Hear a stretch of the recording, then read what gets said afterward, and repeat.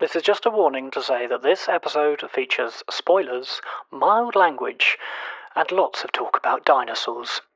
Now, if that's not for you, then drop what you're doing and leave now. So my aunt, while I'm watching Jurassic Park for the first time, is telling me this story about how when she saw Jurassic Park in a theater, during the T-Rex breakout scene, someone behind her dropped some loose change or something, and was reaching around underneath the seats trying to find it and grabbed her ankle. And I really remember, like, while watching Jurassic Park, her saying, like, the T-Rex breakout scene was about to happen, and her saying, like, "Oh, here comes the scary stuff, here it comes." She didn't lean and like grab your leg to kind of... Oh, no.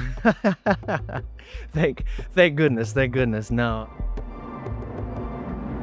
Hello and welcome back to Road to Rebirth.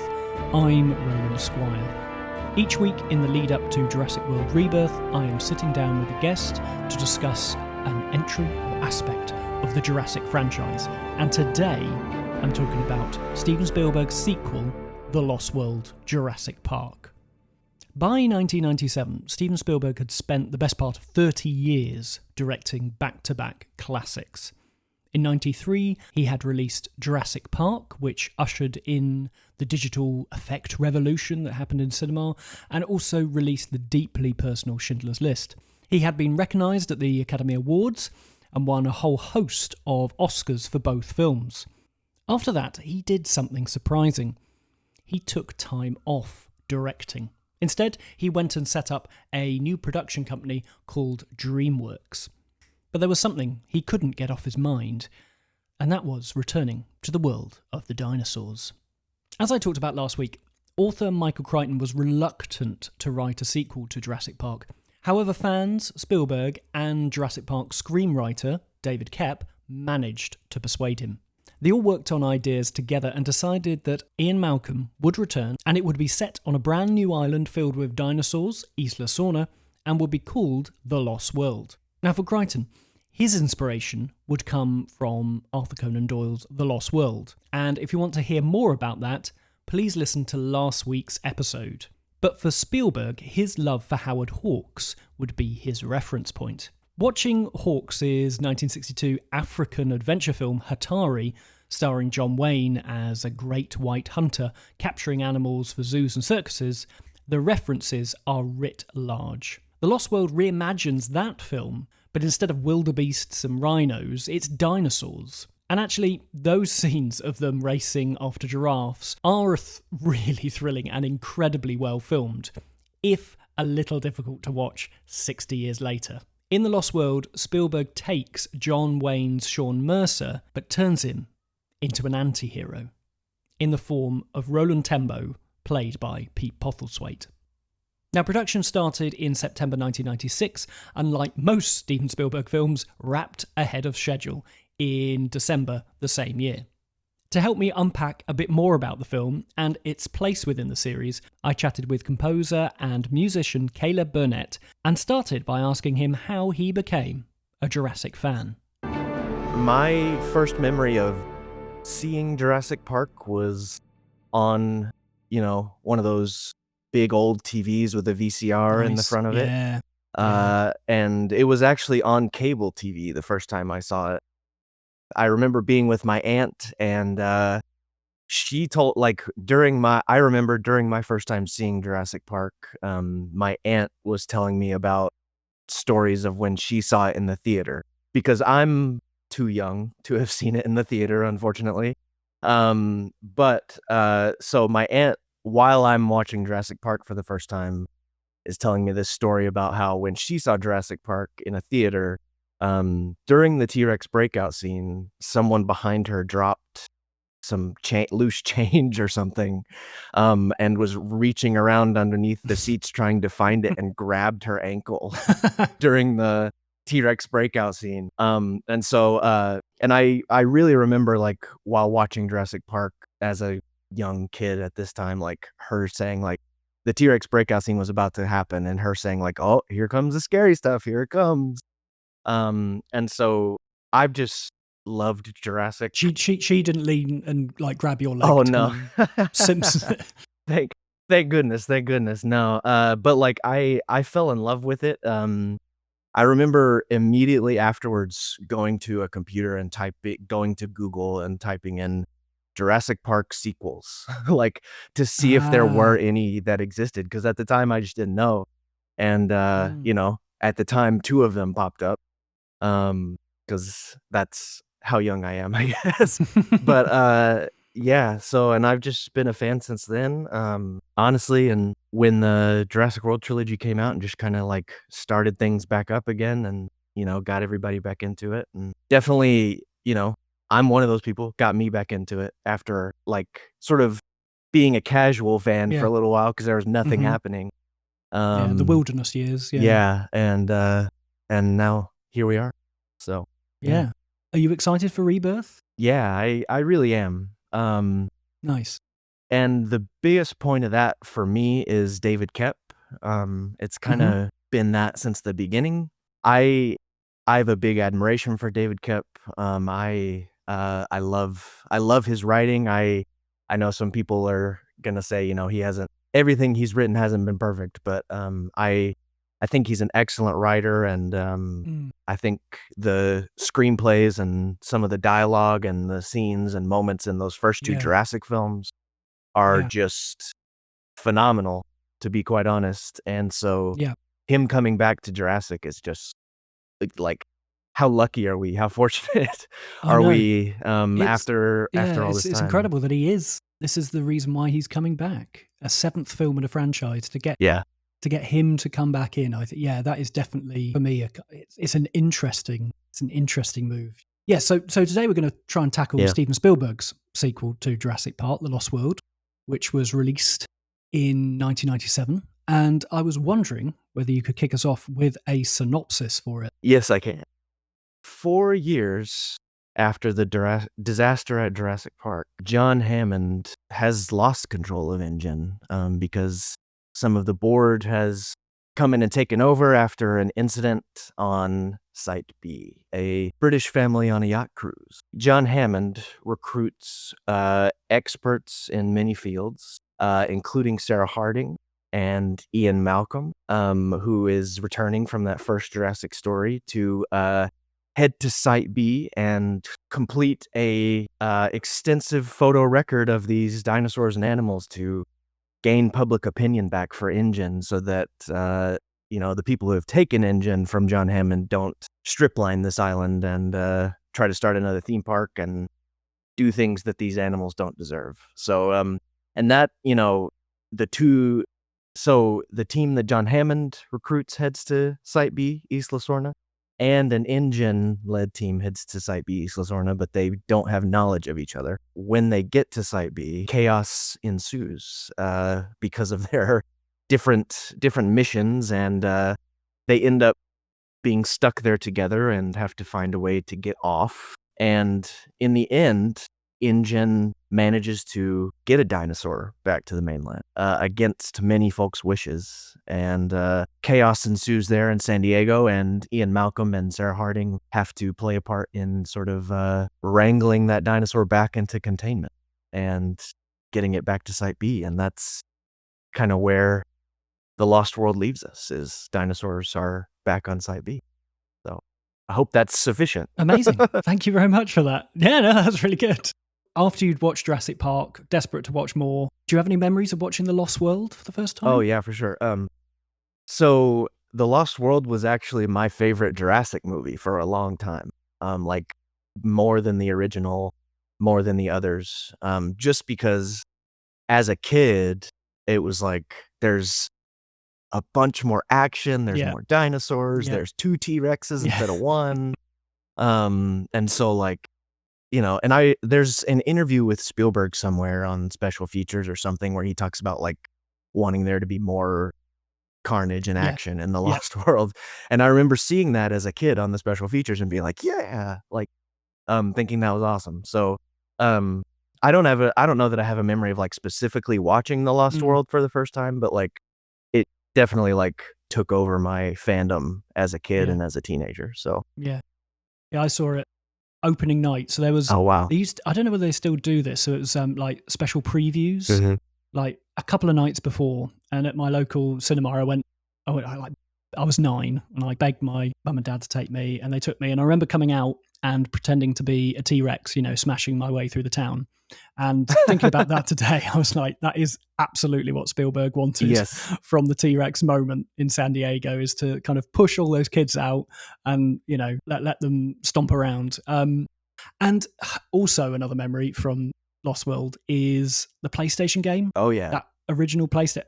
Have you ever played that? I have, yeah. I'm not a huge gamer, admittedly, but like Jurassic, I'm not. I am a big Jurassic gamer, let's say. So like all the Jurassic games, I will at least like give a try. And those late 90s, early 2000s, like Lost World games are so fun.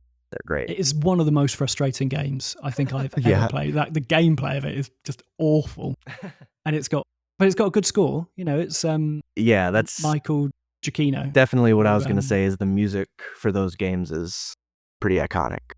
So yeah, there was you could enter in like cheat codes, and I remember I was ill off school once, and my mum and dad just needed to get past the Compsognathus.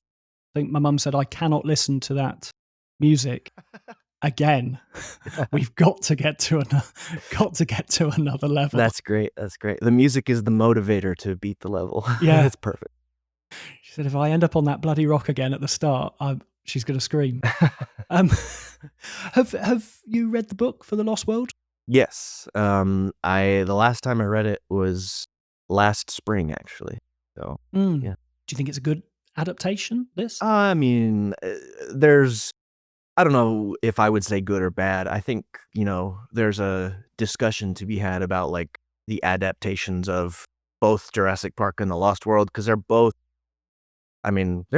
significantly different from their novel counterparts. But they both have a lot of similarities. But The Lost World, I think, is just a great novel. It's such an escapism novel for me. Like thinking about it's about a year ago that I read it now, and like just such an escape, like off to South America and a mysterious island, and like so much mystery and intrigue in it. As far as the adaptation goes, I mean, the Lost World film is my favorite sequel in the franchise. And so I love what it is. I also like, it's so different from so many things in the book. And there are so many characters that aren't present. And the Lost World book has given us like so much material to be put into like future films and other stuff and things like that. So, I mean, I think it's a good adaptation. I think, but it's just my personal opinion that like, I think it's sort of, I was talking to James Lovegrove last week, and he was saying it cherry picks the best moments from the novel that feel cinematic. And I think that's fair. I agree. I think good adaptations do that, because like Jurassic Park does that too. So I'm really interested in the fact that, because Crichton was very involved in the pre-production of Jurassic Park, writing a couple of drafts for that script, and I can't find any evidence that he was involved in the script writing for the Lost World adaptation at all. Yeah, I mean, it seems like David Koepp was, taking what Crichton had written and just, taking it straight to the screenplay. Which is interesting. I mean, this discussion is super interesting. And one reason is like David Koepp is back on Rebirth now. So like that makes this whole discussion interesting as far as like Spielberg and everyone coming up with sequel ideas and things like that. It's makes me wonder what we have in store here. So I mean, I'll get to Jurassic Park 3 and the kind of Koepp's involvement maybe in that, but I wonder what those initial conversations that Koepp and Steven Spielberg had for The Lost World. And as you say, the novel is so rich with future ideas for sequels and stuff. You can take tiny bits out, and actually you read the book, and when I was reading it this time, I was making little notes like, oh, this is in Jurassic Park 3, this is in Fallen Kingdom. And then I kept noticing bits that are in the Rebirth trailer. I'm like, could this be a hint at Rebirth? Well, and Koepp in one of these interviews over the last couple months said that he revisited the novels again, writing Rebirth. And so I'm excited. Yeah. So yeah. So when they approached The Lost World, obviously Crichton came up with Isla Sorna, the new island, and when going to film it, they decided to have a new look to it as well. What's your thoughts on the difference of how Isla Nublar is depicted to Isla Sorna? I think it's inviting is maybe a weird word because it's like a mysterious, scary place. But I think like everything new about this movie has always just been really fresh to me, as like a new island with different foliage, different environment, new characters, new score that describes this environment. And so it's, the score, not to go on a tangent, but like the score pairs with the island really well. It's just so mysterious and primal and spooky. And so I've always loved Isla Sorna. I love the new island. So it was shot in Eureka, which is in California, the redwood forests of San Francisco. Have you ever visited there at all? I've been up through there. I haven't visited the specific locations. The game trail stuff was filmed in a place called Patrick's Point State Park or somewhere like that, I think. And that, the location that sticks out in my mind that I'd like to visit in Northern California sometime is that game trail shot. But the redwoods are also just gorgeous. So cool. And obviously, handily for Spielberg, it's a bit closer than Hawaii. Yeah. Well, and the redwood trees have been around forever. They're ancient, like dinosaurs. Yeah, I think Rick Carter said in one of those documentaries that looking at the paleontology of the dinosaurs and the environment, they probably his guessing was that Isla Sorna is more dinosaurs in their natural habitat. So he wanted to try and get that on screen as well. So getting away from the jungle aspect and more to do with the temperate forest. And they did think about going to New Zealand, I think, for a bit. Yeah. So on Jurassic Outpost, this says numerous locations were considered for filming, including the Caribbean, Central America, and New Zealand. That's awesome. Yeah, because Spielberg had a young family at this point as well. I think he needed to work in a way that was maybe a bit more sustainable and conducive to having that family. So I think being able to wrap and go home, I think they had like block parties and stuff like that with the crew and cast. Yeah. So it felt, if you're making a family orientated film, I think that comes across in the film that we get as well. I was going to say, the stuff with the TRex in the backyard and the kid in the house, and the stuff where the TRex knocks the ball off the sign at the gas station and all that stuff. All of that was filmed in like northern LA area, in some residential areas, like relatively close to each other too, like those two locations. But like that kind of plays into what you're saying about like Spielberg filming this close to home, because like I think like the place where they filmed the thing in the backyard with the kid is just like it's a real house. So like it was like had to have been one of Spielberg's neighbors or something. So and also talking about the look of the film, another big part of the film is is Yanuz Kaminsky coming on board as cinematographer. And I was a big fan of The Lost World when it came out originally, when I was like 10, 11, 12. And then Jurassic Park 3 came out, and I really liked the fact that we went back to the bright colours of Jurassic Park and like the jungle and all that sort of stuff. I enjoyed that. But it's only recently, actually, in the past few years that my love of The Lost World has come back slightly. And that's because I've been able to see it in 4K. Oh, yeah. And just seeing the depth and the darkness, the contrast is amazing. Yeah. And I'm just like, it's... I think Kathleen Kennedy calls it like a painterly approach to Jurassic that Yanuz brings. I was lucky enough to see The Lost World in a movie theater last summer on amazing. film. And it's, wow, man, it's gorgeous. Some of the camera work and shots in there are just absolutely great, just legendary stuff. So the game trail stuff especially, but the darkness and the contrast that you're talking about too is great.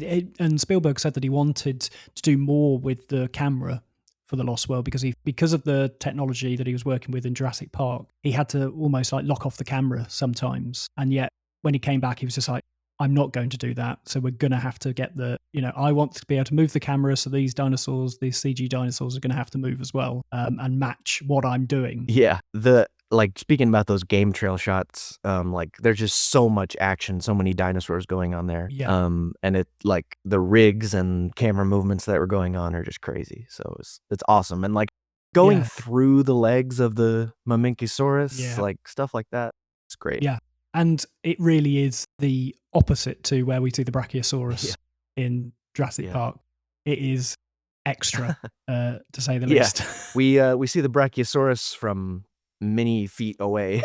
Yes. In the Lost World, we just drive right through the big sauropod's legs. So. Yeah. And I think that just speaks to how revolutionary Jurassic Park was, that even in its sequel, that we've got to this point where the special effects are so well integrated that they can do a scene like the Roundup scene. Yeah. And that gets me thinking on The Lost World is another film where we got the talents of Stan Winston and all those animatronics. Yes. And it's just Yeah. incredible. So yeah, it's an amazing integration again of the special effects of ILM and Stan Winston. Yeah, and I think it's overlooked sometimes, and people think about the first film, and it was amazing, but I think some of the developments that they managed to put, Stan Winston and ILM put in the sequel for Lost World are just another level. Mm-hmm. Even though The Lost World is this sequel that maybe not as many people like, or didn't make as much money, or didn't get as much reception or whatever, the Stan Winston animatronics and special effects are on the exact same level. They're phenomenal. Yeah, so the bit with the baby T-Rex. The T-Rex he actually made, there was two versions I think that he made, and one was completely remote controlled, and so no cables, and Spielberg was just like, the T-Rexes are amazing, but that is a miracle what you've managed to do. And it still looks so real. It's just crazy. And you're mentioning about the score briefly, but Gary Rydstrom's amazing sound design, I think, is what really brings it alive as well. Those strange whistles that are going on in the background. Yeah, well, there are so many outlandish, unique sounds in The Lost World. When they first decide they're going to take the baby T-Rex in the vehicle and they drive past Eddie and it's just squealing. Yeah. And for the longest time watching that movie as a kid, I did not know what that sound was. I was like, is that the baby T-Rex? Is it Eddie's car? Is it Eddie lifting the hide up? I think it's one of those moments where it starts with the sound of the hide, and then the T-Rex sound just perfectly matches it was going through, and it's a great effect. Amazing, it's so sound cool. design. Yeah, it's awesome. But I think what we're getting at is the fact that The Lost World has a really rich texture, both visually and sonically as well. For sure. What do you think about the return of Ian Malcolm for this film, and him? Is Ian Malcolm now the true face of Jurassic Park, of the Jurassic films, do you think? So that's a fun question. I personally, if there's a character I relate to most in the Jurassic franchise, it's probably Malcolm. Just sort of personality-wise, he's also, he enjoys the dinosaurs 10%, but then the other 90% is he's cynical and is telling everyone this is a horrible idea. Yeah. As far as characters I relate to, I've got a tiny bit of Grant in me, but I have mostly Malcolm, I would say.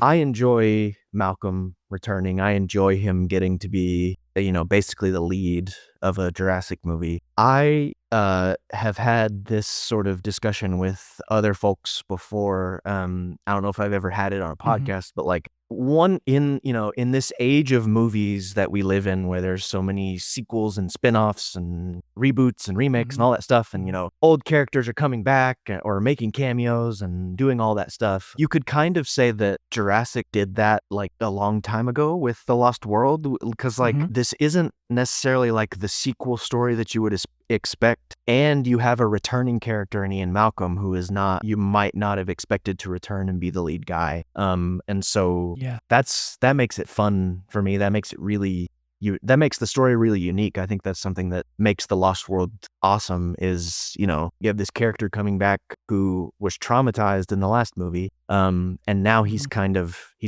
gets to do something about it reluctantly. In the end, he's vindicated because everyone knows that InGen let a dinosaur loose in San Diego, and he's like, see, these people are bad. Yeah. I told you. And so, long answer to say that I love Malcolm coming back. I think he's part of that trend in the 90s where leading men were nerds. They were like Matthew Broderick in Godzilla. There was a real move away from the stereotypes of Arnold Schwarzenegger and Sylvester Stallone, the kind of muscle men. And the 1990s had people who were good with computers as the people who were actually leading the film. And Jeff Goldblum was part of that as well with like Independence Day. We never should have left the 90s. We were doing good things back then. Doing so well. And then suddenly we're back now with like muscle men all over the place. But just give the guy in the chair a chance. Yeah, I agree. Give the smart guy who's got a little bit of like experience in these harrowing situations, like Ian Malcolm, gave him a chance. Yeah. What do you think of the rest of the cast that fill out the film? Because there's a lot more people involved in The Lost World than Jurassic Park. Oh, yeah. So I think Sarah Harding needs to come back to the franchise sometime. Yeah. I think she's great.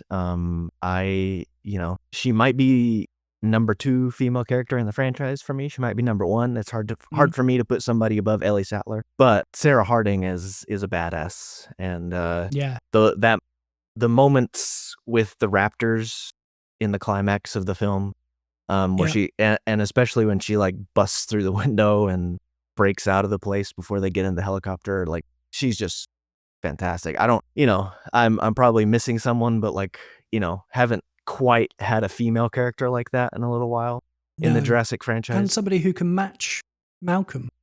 That great scene where they're kind of talking about when they're going towards the camp before Kelly, they discover her fire, and they're arguing about the scientific process and the fact that Murphy's Law and all that. Grass. Murphy's Law, that's it. And I would love to have somebody like that in a future film. Yeah, I mean, honestly, Daniela Pineda in Fallen Kingdom and Dominion, I thought her character was great and should have had like 1,000 times more screen time. And don't get me wrong, Claire Dearing's great. She's just not the same type of character as Sarah Harding, for sure. No. No. But on the rest of the cast, Pete Postlethwaite, legend, absolutely incredible. That's the last time I leave you in charge. Like, and the shot from him behind his hat with the fire, and it's so great. It comes back to David Koepp a little bit, just writing some good characters, some good mercs who get eaten. And they've all got a little, even if they've got a very small screen time, they all have like a unique point to them. Very memorable. Yeah. You've got Carter and you've got Peter Stormore's character, who I can't remember. Dieter. Yes, Dieter. Yeah. And Spielberg loves to take people like young actors or actors from like smaller independent films, and I think he gets like a real performance out of it, because he kind of does the same with Jurassic Park. And like Vince Vaughn is great. I love that film, and particularly at that point in his career. Yeah, I mean, and Vince Vaughn's done a lot of stuff now, but like I remember seeing Vince Vaughn in a Jurassic movie as a kid and being like, "What? This guy's supposed to be in comedy movies. Yeah. What's happening?" Yeah. But he's like, he's perfect. He's so authentic. Yeah, and I think Koepp and the way that Spielberg shoots the script is constantly having people talking over each other all the time. Multiple times throughout the film, there is one person having a conversation with somebody else and other people chipping in. Yeah. And that feels very 90s to me. The lots of characters talking over each other, like that happens a lot in Jurassic Park too. Like when they're at the raptor paddock and when they're in the dinner scene, and like that's something that I really like in The Lost World. I kind of hope that's gonna come back in Rebirth too. Yeah.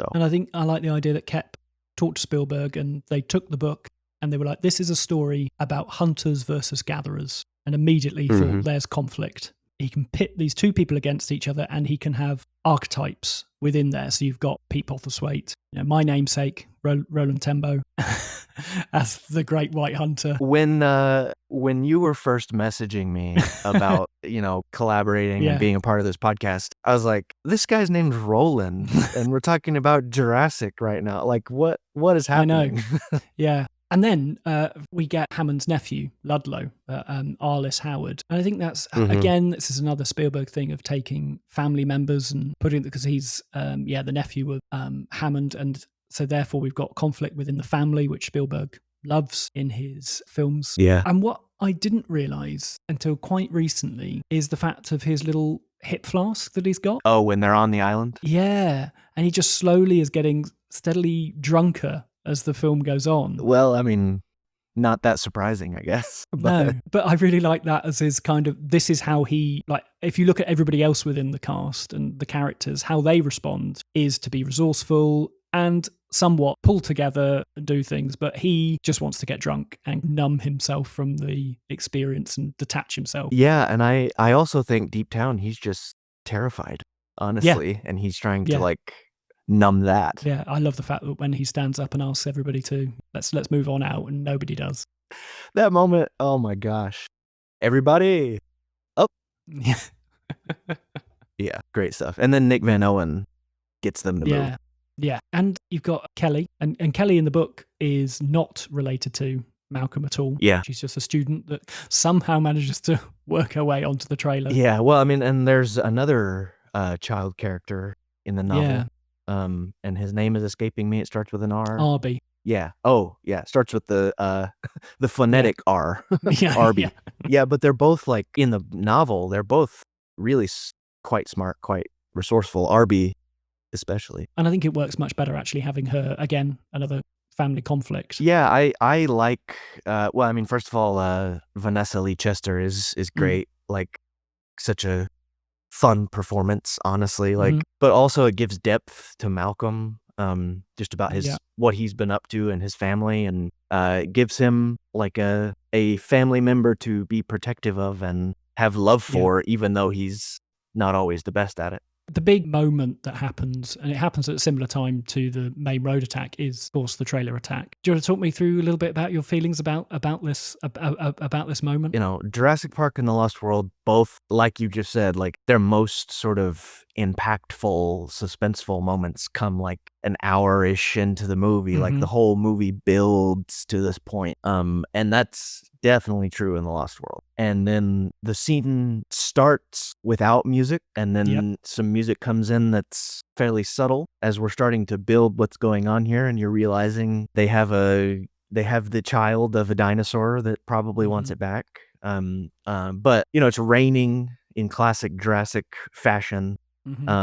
And the T-Rexes come to get their baby. That's when things really kick off. Like, a lot of when the T-Rexes destroy the trailers, all of Malcolm's quips in this movie are just wonderful to me. But like, he stands up into the light and says, "Mommy," he says, "hang on, this is going to be bad." And it's like, there's maybe a debate in the fandom about like, what does he see when he looks out the window and says that? And I guess we don't have a definitive answer. He's just smarter than us.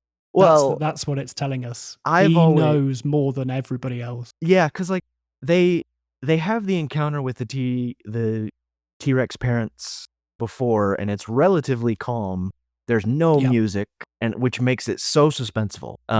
And they hand off the baby, and then Malcolm says, "Hang on, this is gonna be bad." Like, I've always thought he must like see them coming back. He sees the T-Rexes charging back at them, and is like, "Oh shit!" The T-Rexes destroy the trailers. The point that I can see in my brain in this scene that's really always really impactful is like, Eddie Carr gets there, realizes what's happened, and the music kicks in. And it's pouring rain, it's storming. The music is just this driving percussion.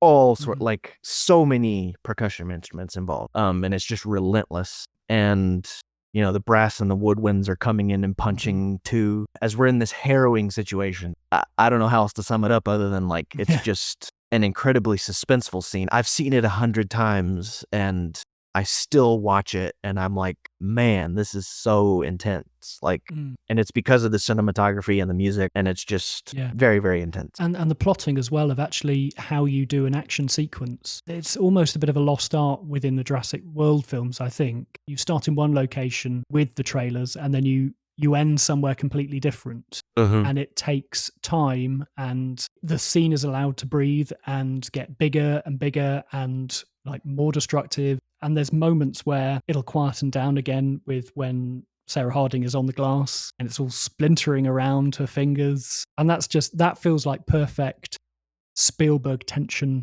building moment. Oh yeah. Well, and the trailer scene does something that all Jurassics do or should do. Like, Jurassic has always been about like vehicles. There's always been like cool vehicles involved and different vehicles, multiple vehicles. And like something that Jurassic has always done is make these vehicles into dangerous places. Like they get attacked by dinosaurs, they get turned over, they get bumped, they get smashed. And so like the trailer scene in The Lost World for me as a kid even was another escalation from the first one, because like in the first one you just had cars and stuff like that. This one you've got two massive RV trailers and they're going over a cliff, and so it's like making vehicles into a dangerous thing is a staple of Jurassic in my opinion. Those safe, that's the like one place that they should be able to feel safe. Yeah. And the death of Eddie Carr.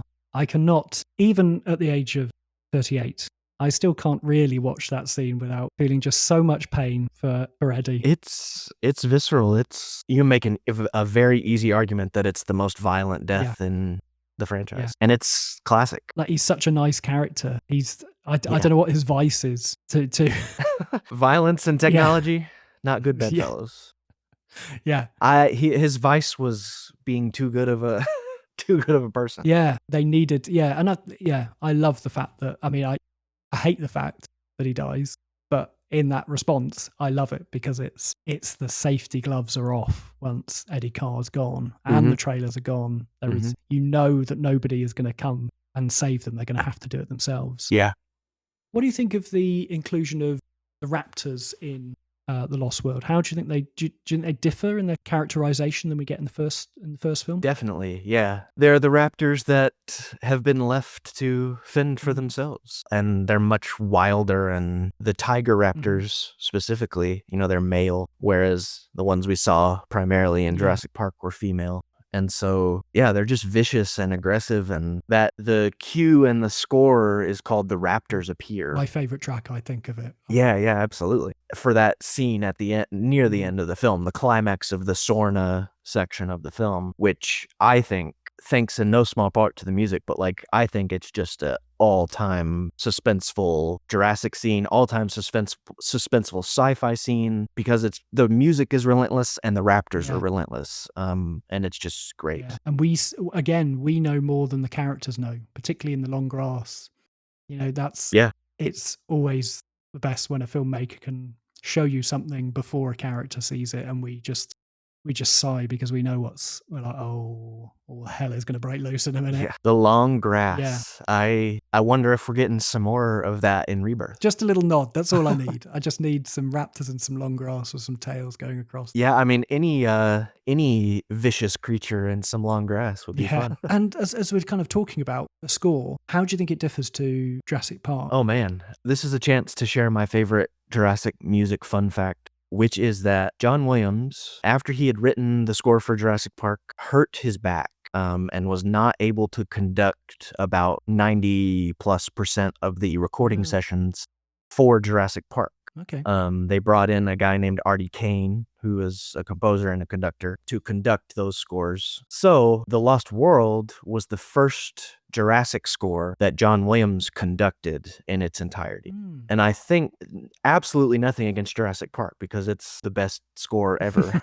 I'm a little biased, but I think in the Lost World score, you can feel that a little bit. Like, you can feel there's just this energy, and it's real. There's so much spirit in it, but it's also so starkly different to the Jurassic Park score. In instrument choices, in style choices, in rhythm choices. There's so much, so many different percussion instruments involved and used in crazy, unique ways. The bass drum in the Lost World score is used in ways that like other film scores do not use it. Like it's in the game trail scene. If you listen closely, the Mamenchisaurus, the bass drum, is just like making its footsteps in the game trail scene, and it's used as footsteps in other musical moments too. And that just doesn't happen very often. Like movies don't call for that very often because there's not big dinosaurs stepping around, and so the score is just so primal, but it's also full of so much adventure. Like when they get to the island and they roll out in the trailers across that plain, like grassland or whatever you want to call it, and the score there, just triumphant brass and woodwinds on that theme that we all know and love. The theme itself is really unique, just to be a music nerd for a second, but like it just chromatically walks up the scale, basically C, D, E, F in a lot of instances on those chords right in a row. And so that's just a really unique musical thing. It takes it out of the context of a normal scale and makes it feel very adventurous and mysterious, and I don't know, it's brilliant, honestly. I love this score, if you can't tell. So no, it's I enjoy it too, and I think I enjoy it probably more than Jurassic Park. I think there are moments in there which they just feel like Williams letting loose. And he doesn't fall back on the Jurassic Park theme or anything like that. It's not really part of the score. Yeah, John Williams doesn't do that many sequels, as evidenced by Jurassic, because he's only done 2 out of the 6. And he's done all the Star Wars and he's done all the Indiana Jones. So that's, honestly, it's another reason that this movie and this score are very valuable to me, very high up on my personal ranking as a fan, just because it's something that hasn't happened very often. Spielberg and Williams working together again on a sequel for Jurassic. Yeah. What do we know about the original ending? Because a bit like Jurassic Park, Spielberg decided to change the ending for Jurassic Park, and he did the same for The Lost World. What is the original ending for The Lost World that they were going to film? So to my knowledge, it was we take off from Sorna in a helicopter and it is attacked by pteranodons. That was what I just mentioned was Spielberg's original ending. The original ending was supposed to feature pteranodons attacking the escape helicopter, but this was cut when Steven Spielberg suggested the San Diego sequence, which would bring dinosaurs to the mainland. The concept was initially going to feature in a third Jurassic movie, the pteranodon sequence, but Spielberg decided to put it into the second as he did not think he would direct another. Oh, sorry, I misunderstood that. The dinosaurs on the mainland concept was initially going to feature in a third Jurassic movie. Oh, I see. But Spielberg decided to put it into the second as he did not think he would direct another. So taking away that from Joe Johnson. Well, I'm probably not going to do another one, so I'm going to take all the best ideas. That's one way to look at it, yeah. But he was right, I guess. He hasn't directed another one. The sequence takes place in San Diego, California, but only one sequence was actually filmed there. When the engine helicopter flies over the wharf and banks towards the city, that is actually San Diego. The rest of the scenes were filmed in Burbank, California. I think the new ending of the San Diego stuff, that ties in nicely to King Kong and obviously to Arthur Conan Doyle's and Godzilla. Original. Yeah, Godzilla. Yeah, it's Spielberg having his cake and eating it. I think if I'm going to do a dinosaur movie, I'm not going to let somebody else go and have all the fun of putting a dinosaur on the mainland. I want to do that. True. Well, and we never, if we'd gotten the original ending, we probably would have never gotten the sequence of David Koepp being eaten in front of a blockbuster. No, which is brilliant. Which is amazing. And there's loads of crew apparently in that bit. Yeah. I think I spotted, because I watched it the other day, I think Kathleen Kennedy is there as well as part of that group running. Oh. I'm not sure, but that'd be cool. Like a flash. That'd be awesome.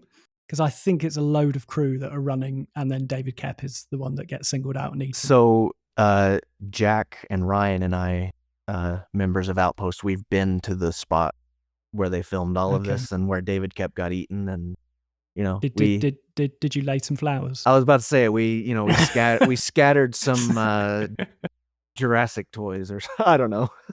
Yeah. But lit a candle.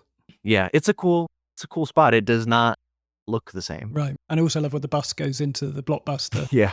Or the video store, and it's like all the fake movie posters. Yeah, well, and like as a kid, like that contributed to like this movie is just so chaotic and so much action. Yeah, I think it's a good thing to leave you with as you walk out. Yeah, absolutely. So yeah, the film was a box office success. Probably didn't take as much as Jurassic Park, but it wasn't quite as successful, critically. And I think that's fine.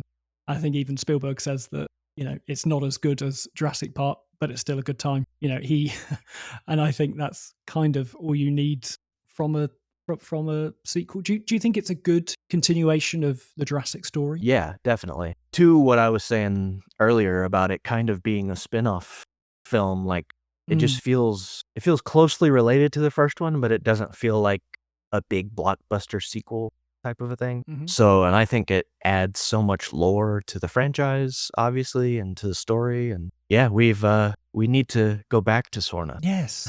I've mentioned this, and you'll probably hear me, dear listeners, speak about this many times going forward. But once they leave an island, they seem to never want to go back there. And then when they go back there, they forget the island that they've just left. So we go from Isla Nublar to Sorna, and then we stay in Sorna and never go back to Nublar. And we're all like, oh, please, I want to go back to Nublar. So then we all go back to Nublar, and then we blow up Nublar, and Sorna never gets a mention, just gets like a drop line in Fallen Kingdom. And it's out there somewhere.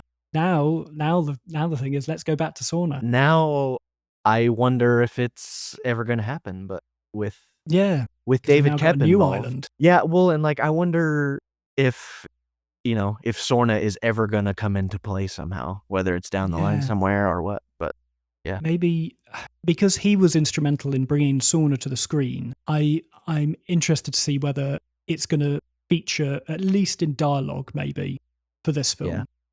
I mean, I would almost guarantee that.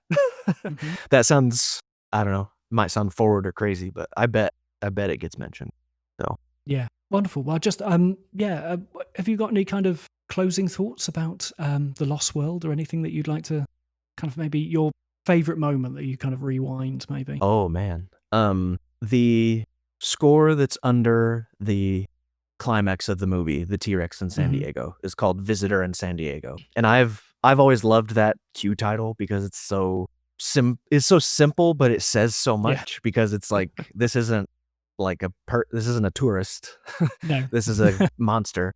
So and that musical cue is just organized chaos. Like there's just so much going on in that music. Every section of the orchestra. And it's just an incredible piece of music. And so like, that's just always when I watch The Lost World, I love the rest of the movie, but then I get to the end and I'm like, yes, I made it to the San Diego sequence, because the San Diego sequence is it's just a blast, and the music is a blast too. And so I love the shot when they're in all those warehouses and like 4 animal control vehicles pull up, and they just immediately turn around. And it's just like, yes, that's exactly what should happen. It's great. It's a great sequel. The sign, no animals beyond this point. Yeah.